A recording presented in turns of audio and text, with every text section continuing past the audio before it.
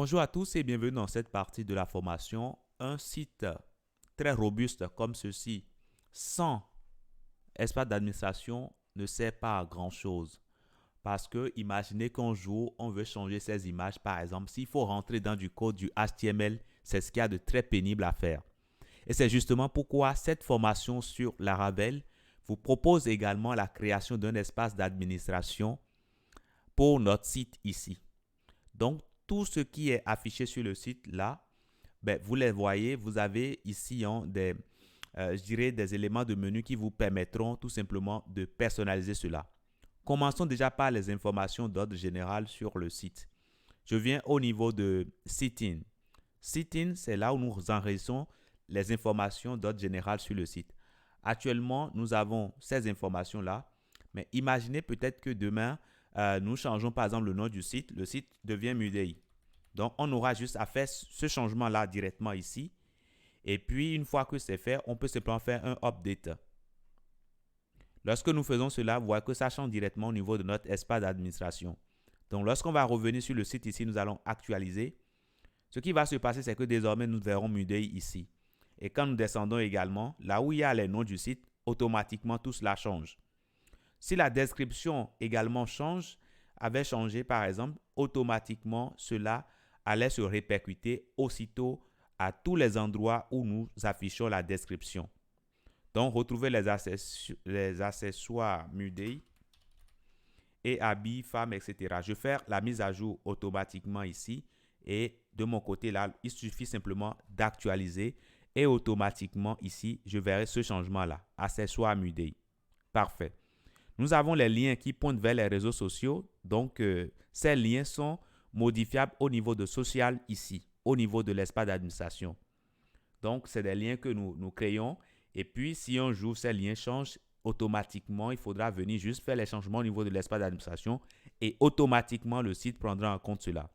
Imaginez que je clique sur le bouton Facebook, par exemple. Ça nous renvoie directement sur une page Facebook ici, juste sur le site Facebook. Maintenant, si demain, je veux mettre vraiment le lien qui pointe vers mon profil, je peux simplement faire Edit ici et l'ajouter automatiquement là. Et c'est justement ce que je vais faire ici. Je mets mon lien et je fais simplement un update.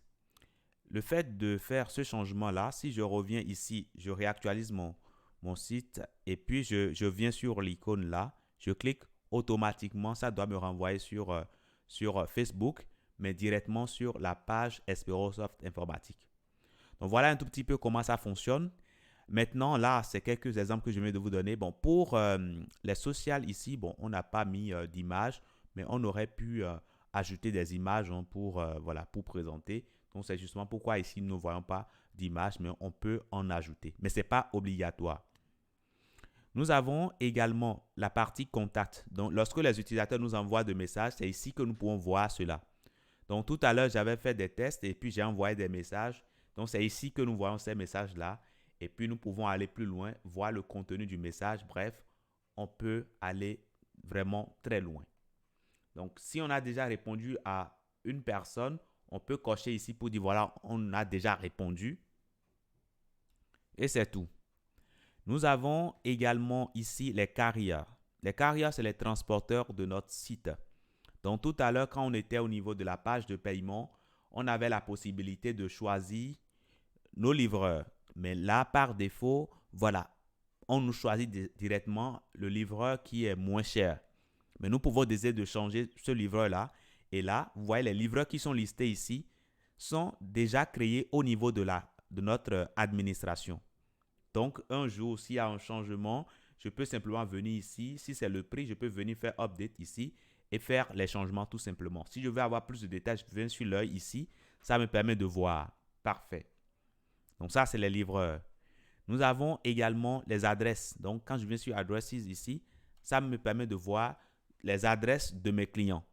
Ceux qui ont créé des comptes sur mon site pour pouvoir acheter, les adresses de facturation ou bien de livraison qu'ils créent, je peux avoir toutes les informations sur tout cela ici.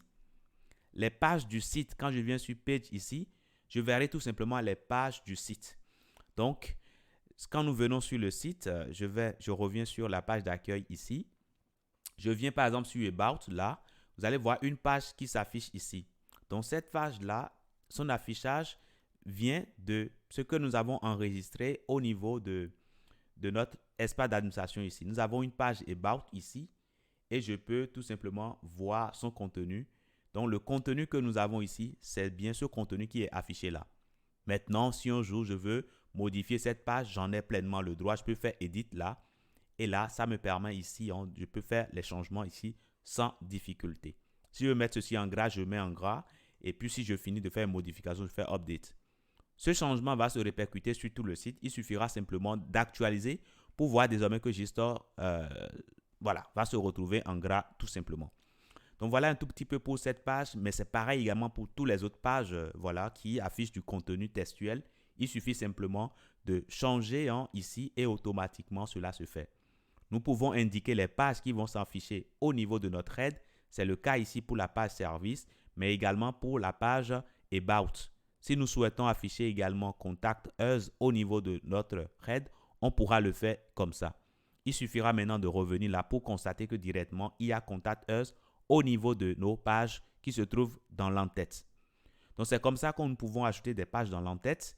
Nous pouvons également décider d'ajouter des pages dans la partie foot, c'est-à-dire le bas de page. Donc, si nous voulons ajouter conditions de remboursement, on va simplement cocher là. Mais pour l'instant, ce n'est pas important. On a juste ajouté service, partenaire, etc. La page checkout, c'est une page qui est très importante. C'est la page de conversion. C'est de là que les clients viennent pour faire leur paiement. Et de ce point de vue, il est important d'ajouter des informations utiles et pertinentes pour rassurer les utilisateurs. Et c'est justement pourquoi nous avons créé conditions de remboursement, conditions générales de vente. Et ça, nous avons dit que nous voulons les afficher au niveau de checkout. Donc, le fait de cocher ici, ça signifie que la page va s'afficher sur checkout. Allons-y voir. Je vais sur mon checkout ici et je vois automatiquement qu'en bas là, il y a certaines pages qui sont en bas là. Conditions générales de vente. Quand je clique là-dessus, vous voyez que ça s'affiche bien. Je peux lire tout ça et je peux fermer. Maintenant, qu'est-ce qui va se passer si je retirais peut-être ici conditions générales de vente? Je retire ça. Lorsque je reviens là, j'actualise. Là, je ne vois plus conditions générales de vente. Donc, si je reviens encore ici et je l'ajoute, je reviens là, je réactualise. Normalement, je dois revoir conditions générales de vente et je pourrai voir le contenu. Son contenu peut être modifié directement au niveau de l'espace d'administration en faisant Edit ici. On pourra simplement modifier tout ce qui est là. Donc, voilà un tout petit peu par rapport à ces éléments de menu. Nous avons également User. Là, nous avons tout simplement la liste de tous les utilisateurs du site. Pour l'instant, nous avons créé ces comptes-là et donc nous voyons cela. On peut aller sur Edit, peut-être pour modifier ces utilisateurs-là. Parfait. Alors, nous pouvons également agir sur le rôle des utilisateurs. Vous voyez que là, ici, cet utilisateur-là, c'est un administrateur. Donc, c'est justement pourquoi il peut, quand lui, il est connecté, il verra en haut ici. Alors, je viens sur la page d'accueil. Donc, quand les administrateurs sont connectés, ils voient le bouton Admin. Mais quelqu'un qui n'est pas un administrateur ne verra pas ce bouton-là. Okay? Donc, ça, c'est bon. Donc, on peut ajouter d'autres rôles. On peut dire que c'est un utilisateur aussi. On peut dire que c'est un éditeur. Bref, il a peut-être 3 rôles ici. Donc, ça, on peut le faire sans problème. Et puis, on fera Update ici tout simplement pour mettre à jour cela. Parfait. Donc là, je peux revenir en arrière ici. Nous avons le banner. Le banner, c'est notre slider que nous avons ici. Donc, nous avons au total 3 banners ici. Et donc, c'est ce qui s'affiche là lorsqu'on vient sur le site. Donc, si je décide de manière unilatérale de changer, par exemple, les informations sur le premier slider, j'ai totalement le droit. Je peux mettre Fashion 100% par exemple. Si je fais cela, ce qui va se passer, je vais faire Update ici. Donc, ce qui va se passer ici, c'est que lorsque je réactualise ici, regardez bien le titre qu'on a tout à l'heure. Donc, on revient là, on actualise. Et là, qu'est-ce qu'on voit? Bon, on fait défiler. Là également. Et là, qu'est-ce qu'on voit? On voit bien Woman Fashion 100%. Et ça convient bien à ce qu'on a mis pour cette image-là. Vous voyez un tout petit peu? Voilà. Nous avons un bouton ici qui doit nous rediriger quelque part. Et ça, nous pouvons préciser le lien. OK? Donc, je suppose que nous voulons mettre en avant un produit, par exemple. Je prends ce produit-là. On peut rapidement copier le lien, copier l'adresse du lien. Et puis, une fois que nous avons copié le lien, nous pouvons simplement le mettre pour ici. On peut mettre directement là.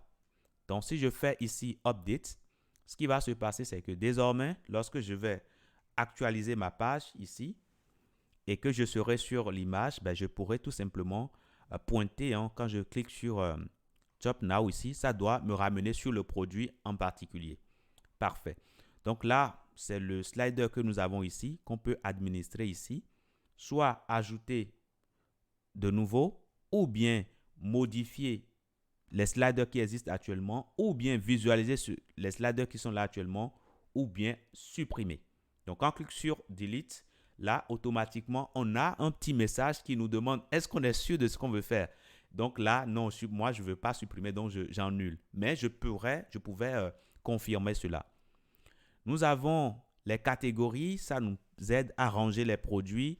Nous avons également les tags, c'est des mots-clés qui nous aident également à pouvoir mettre des petits mots-clés sur les produits pour pouvoir les retrouver beaucoup plus facilement. Nous avons les produits ici. Et là, c'est tous les produits qui sont enregistrés en base de données.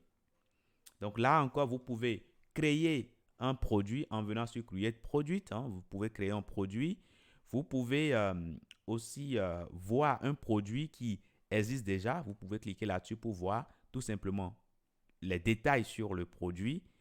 Vous pouvez également modifier un produit qui existe déjà et vous pouvez aussi, si vous le souhaitez, supprimer un produit qui existe déjà. Donc bref, voilà un tout petit peu comment les choses fonctionnent. Donc il y a énormément de choses que nous allons aborder dans cette formation.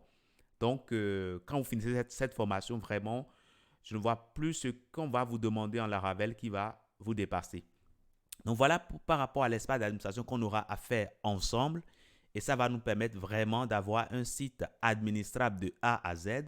On va pouvoir vraiment faire tout de manière à ce qu'une fois que c'est fini, s'il y a des mises à jour à faire, toutes ces mises à jour peuvent se faire directement au niveau de l'espace d'administration. Donc voilà pour ce que je tenais à vous dire. Si je vais vraiment aller dans les paramètres, effectivement, cette présentation ne va pas finir parce qu'il y a énormément de choses que nous avons vues dans la formation. Donc si vous voulez vraiment devenir expert dans Laravel, eh bien, vous ne vous êtes pas trompé, vous êtes sur la bonne formation.